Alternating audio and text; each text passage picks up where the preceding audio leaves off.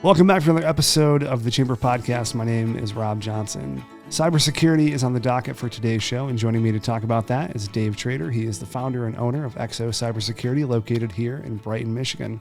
Welcome to the show, Dave. Thanks for having me. So cybersecurity is a major topic, especially as we're connecting more apps to more devices to more things, a lot more areas that hackers can penetrate. We're going to get into all of those things. I want to know more about you, how you started, why you went into cybersecurity. So if you were to give a 2-minute highlight reel on the life of Dave, what would that look like? Oh, sure. I'd be happy to. So I started my career in the United States Marine Corps. I had a focus on encryption and wrapping all of our communications in encryption. So making sure that in the worst case scenarios and when life or death is on the line, that I was ensuring that all of our communications were secret or encoded. So I got to work with a lot of really great technology, and a lot of the latest and greatest when it comes to how we secure communications, ship to shore, satellite communications, everything that we do to get the word out to the front lines from the Pentagon and back and forth every day. So I got to work on those at a very young age. I got out and kind of went into corporate security and decided that was the route for me. And in about 2009, I saw that the security was going to take a turn into the digital world and into more of cybersecurity. And I was just really fascinated with that because I could take things that I learned from the infrastructure and the 360-degree protection that I learned from the Marines, and I was able to apply that into a digital realm. And it just kind of came naturally for me. So I went out and got every certification and certificate that I could, and I think I hold over 72 certificates in various degrees and everything that goes into getting geared up to be able to provide cybersecurity consulting. I'm also, so I have a focus the last 10 years, I have a focus on incident response and attribution. So I'm a graduate of the FBI CISO Academy. And so I get to work with the Bureau on making sure that they're part of an incident response plan, making sure that they're introduced ahead of an incident so that you're not calling them afterwards and you don't know who you're talking to. So I'm able to facilitate that as well when it comes to some of the larger enterprise clients that I consult with. So that's a pretty significant ramp up between 2009 and this company started in 2017. Is that right? Yep. So what was the turning point where you're like, all right, I'm going to go off and do this on my own? Yeah. So I was a CISO for 7 years for a global software development company. They had a presence here in Detroit, and I did that for 7 years and really enjoyed the work. In that environment, I was responsible for one company, and then I started seeing that a lot of the tools and platforms that were available, they were too expensive for smaller companies. They were too expensive for the mom and pop shops, or they were just priced out where you couldn't really help a category of consumer that was starving for it and needed the protection, just couldn't afford it at the current rates. So that's why I started XO Cyber. I wanted to focus on the smaller businesses, the medium-sized businesses, and be able to help those mom and pop shops that don't know what to do. There's some stuff out there that's available, even open source, but a lot of the really great solutions out there have also lowered their prices to be able to help out those underserved markets as well. So I've been able to partner with them. I've been able to convince them that there's a need for that. We got to be able to protect. It doesn't matter. If you've got 10,000 seats or if you've got 10 seats. We should be able to apply the same logic and the same methodology to be able to protect these organizations. So that's really why I got into it. And so far, it's been working out well for us. So what are you protecting? And how are you protecting it? It all comes down to data, right? It all comes down to, what type of data are we protecting? I've got law firms, I've got dental practices, I've got, doctors' offices. In those environments, we're protecting patient information, HIPAA, and working towards standards of high tech. There's a number of different standards that come from NIST CSF to NIST 800-171. There's all kinds of different standards and best practices and frameworks that come with different environments or different verticals. I apply those, especially around healthcare. We do our best to make sure that we can step through data loss prevention and some data classification on that side. But we're really just protecting the data. At the end of the day, that's what the bad guys are after. That's what they will use against you if they can. That's what they will encrypt and leave it in place in your environment so that you have to say you have no choice but to pay them to unlock your own data. And they don't typically exfil that data. the other side of that is making sure that we know if they, step into an environment and they try to exfil that data outside of your environment. So it's stopping that from happening as well. But it all boils down to the data. Okay. Now let's say you have a 10-person company. Let's go small. Let's say you got a 5-person company. They're a $500,000, $1 million company per year. What types of things would you encourage that size of a company to do to protect themselves? Yeah, there's all kinds of basics that we can do. So if you set up a domain, let's say, you go out and you say, okay, I'm going to be this company, and you want to go out and you want to register your domain. There's all kinds of things that are happening. It's not just as easy as going to GoDaddy and selecting, your domain name, and then off you go. But I paid $299 more for security. Yeah, and if you, but what you don't pay for is setting it up and configuring it properly. So there's things that you can do. People struggle with spam, and they first start out and they're like, well, I don't understand. Like, I've got all this spam, but as you get down the road and you understand, like, there's some things that you can put in place to make sure that that your certificates are all lined up, your SSL certificates are lined up, and there's also some things that you can do on your website if you do point of sale, if you do transactions on your website, to be able to protect your website from man-in-the-middle attacks, or the ability for me to inject some type of SQL injection on your website so that I can get to the back end and see that transaction history, right? So you want to be able to stop those things, and there's a way to do that, but I mean, if I just opened up a URL and I just opened up a domain, that's not my primary focus, right? I'm looking to go get customers, and I've got a service that I'm offering that, that's my primary focus. I'm not really focused on the cybersecurity. And what I find is a lot of business owners, they intend to do it at some point, right? They intend to go back and say, the first thing I want to do is just make sure it works. I want to make sure my email works. I want to make sure my domain is live and I've got the activity. And eventually I'll go back and I will circle back and I'll make sure that it's secure. The issue is we never circle back. It's the next day, it's the next week, it's the next month, and we're off to the races as business owners, or even small or large, and we forget to go back and circle back and actually secure things. I think for a lot of it too comes down to people have a blind trust for the platforms they sign up with. They sign up for Workspace or Office 365, and I think there's probably a built-in assumption that I'm paying $15, $16 per seat for this service per month. I assume it should be secure. Yeah, I think, and I actually think that more of that expectation should be true. It should default secure, right? There should be things that you have to do to unlock security, not to put security in place. Right. And there should be things that you have to toggle off if you don't want a certain level. And I think that's what the pricing should. I think it's backwards today. I really do. I think, in just thinking about, Google Workspace in my head, there's probably some tabs if you're an admin and you own the company and you're stepping through those tabs. There's probably areas that you don't even know what it does when you open it. So you just leave it the way that it is. Right. And some of those things are pretty important. Client-side encryption, advanced protection. There's a lot of things in Google Workspace that you can turn on right now that would really enhance your security and your security posture overall. But if you don't know how to do those or what they mean, you're kind of at a loss, and you've got to find a guy like me that knows what to do there. So talk to me about where you service companies from. Like what do you, local, regional, national? Yeah, so we're just local, and Michigan is basically what our focus is right now. We do everything from so there's a lot of different services that we have. Cyber is our main thing. We also provide help desk and desk side support services. So as your typical managed service provider, but we're classified more as a managed service security provider. So we do things like making sure that you've got an EDR, or an endpoint detection and response agent, what we used to call antivirus back in the day.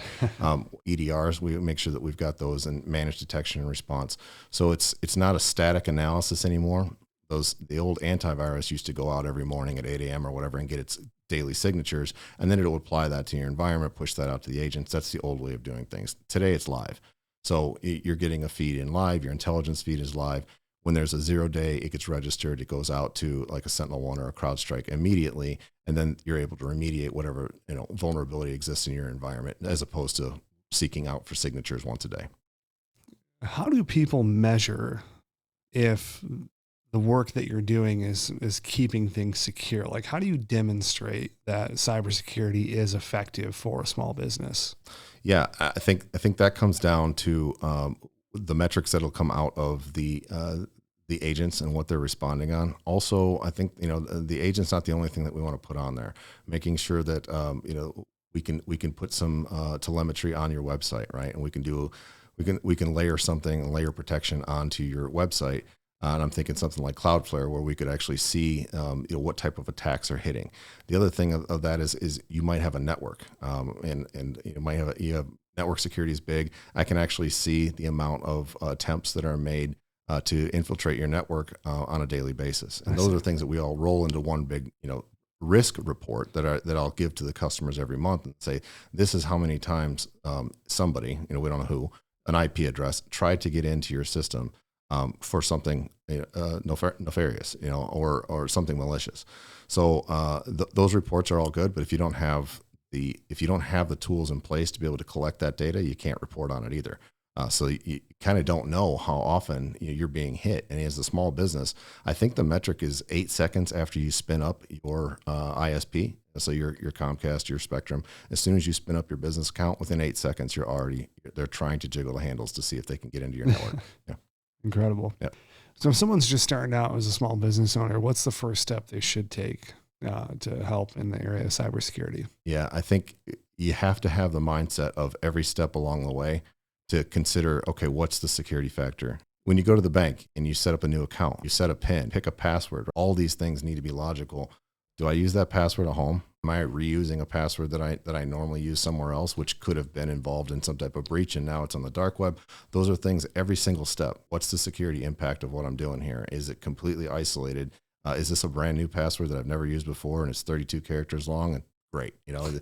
Do I need a password manager? Because how am I ever going to remember things like that?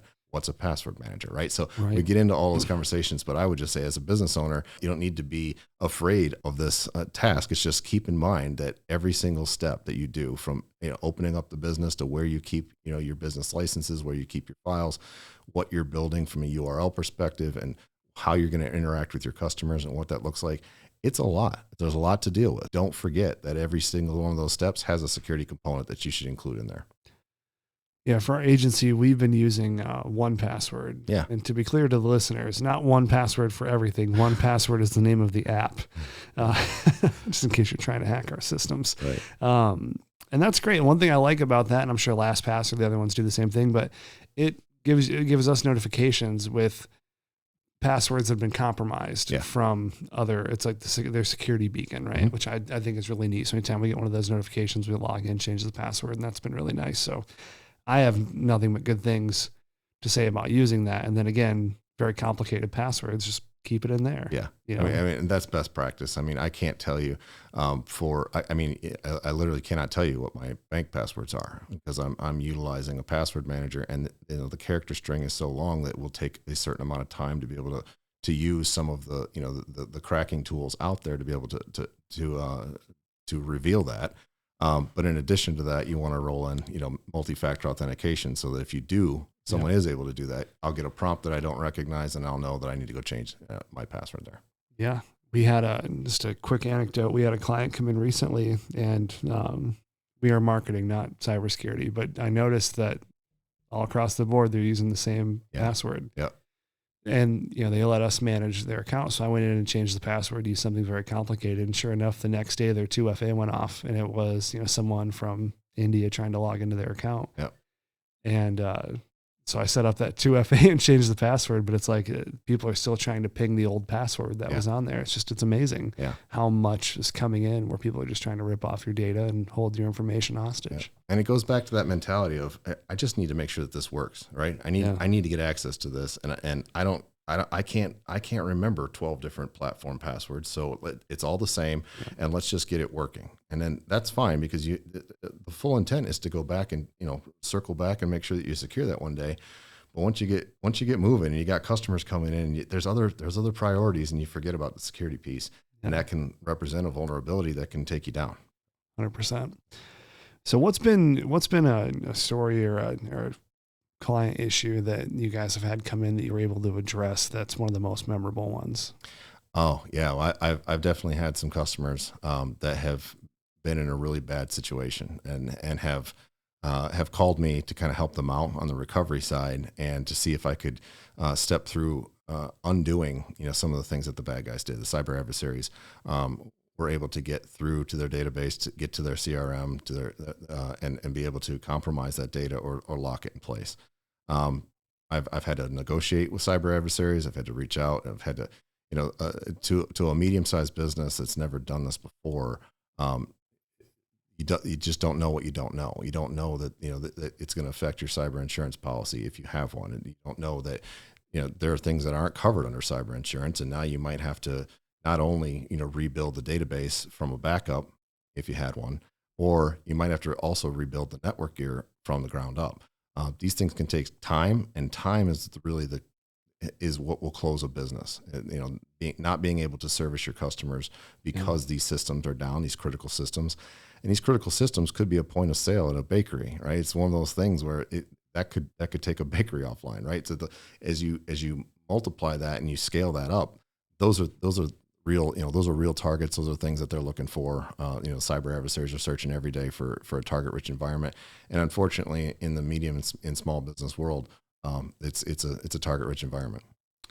Are there any other tips other than making sure you have very different passwords that are, to use your example, very long and difficult for hackers to break down? Are there any other tips or things people should do from a security perspective? Yeah, I mean, I like that we covered password managers because I think that they're very important. I also think that leveraging things like single sign-on so that you're not, everybody says, I'm going to use my email address because I just created it for this company, but then I'm going to go out and I'm going to log into 12 different apps because I need all these apps for what I do.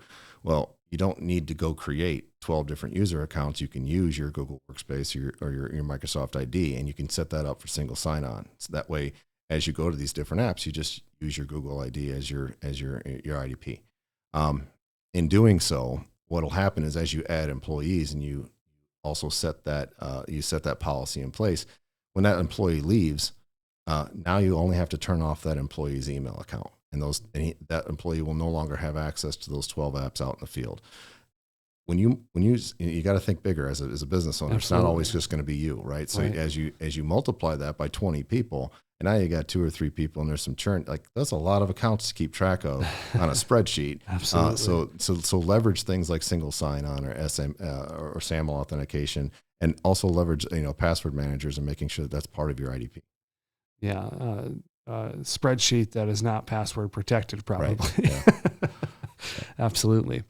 Well, one thing that you had mentioned, I think we talked about this in the pre-show a little bit, but obviously you're a veteran. That's your background. Certainly appreciate your service for our country. One thing that stuck out to me on your website is that you make a real effort to ensure that you're doing your best to employ as many veterans as possible. Talk to me about that philosophy in the business. Yeah, absolutely. So I care about veterans and all branches of service. At some point, someone stood up and said, I'm willing to serve. So it doesn't matter which uniform they put on.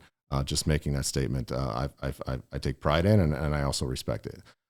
So I think I'm able to find like certain things by just knowing someone was a veteran. I can, and not everybody's a Marine, and that's okay. But I you heard it here first. Right. I'm a little biased on that particular one, but I know that they come equipped with, they're going to show up on time. They're going to show up ready to do their job. There are things that I can expect from veterans that I really appreciate. And also, I really like to have their work ethic is, I know that they're all about mission accomplishment, right? And so that's what I'm looking for. Someone that just says, okay, this person's in trouble, this company's in trouble, we're going to go help them, or we're going to fix this, and we're here until it's done. Yeah. And I find that I can really depend on that with veterans. Well, it's probably something too that you have a lot of commonality in that you can explain concepts or processes in a way referencing your shared experience in the military that might resonate more than if it was someone who didn't serve. Right? Yeah. I like that. So we're sitting here, it's February 2024. What's on the horizon for the next 6 to 12 months for the firm? We're going to be dealing a lot with municipalities. I think we're going to start seeing some, the attack or threat vector says that we'll be looking at some attacks from nation state stuff that's coming into local municipalities. So think of county buildings and think of the election happening in the fall. Sure. Spinning up towards that, you're going to see, county systems being at least pinged on trying to get into those systems, not just the election systems themselves, but the actual buildings where people will be voting in the fall. So I think there's going to be a lot of that happening. And I also think that there's a good push locally to make sure that the IoT side of the house, so the Internet of Things, such as cameras and surveillance cameras and things like that, are all integrated into your overall cybersecurity posture. So those things used to be outside, and we wouldn't pay attention to IoT very much. I see that more and more coming under the cybersecurity umbrella. So it's a device that can be compromised. So it should be looked at. Was I wrong for always making fun of people for putting tape over their webcams No. on there? I wasn't. No. I wasn't. Yeah, no, there's whole sites out there that are dedicated to some, but it does take more than just clicking a few buttons. You got to be. I say there's levels of hackers. Script kiddies are like level 100. You need to be about a 4 or a master, not in undergrad. You need to be in graduate school as a hacker to be able to do that. To access someone's webcam. Yeah. Okay. I just in my mind, like wouldn't it automatically trigger the light? The indicator light, or would they disable that? There's stuff out there. You can make the software, and you can make the features do whatever you want them to do. Sounds like I have some apologies to make. Yeah. It's possible. It is not as easy as people think. So people just taking that extra precaution of putting something over the camera is just a precaution, but it does take quite a bit of sophistication and knowledge to be able to point that at somebody and target it. So. That's just a Windows problem, right? Not a Mac. Yeah, Macs are fine. Yeah, right. And that used to be true, and Macs are catching up. So all right, very good. Well, I certainly appreciate your time walking me through the business. I hope 2024 is an awesome year for you guys. You continue to grow. Anything else you want to let the listeners know before we wrap up? Oh, we're just we're here. We're a hometown. We're based here in Brighton, and we care about local businesses. We really do care about our customers, and our customers would tell you that if you were talking to them. So we're here to help, and just give us a call. Excellent. Thank you very much. Thanks. Make sure to check out all of our guest information in the show notes for this week's podcast. Apart from that, we'll catch you next week. Thanks so much for listening. Take care.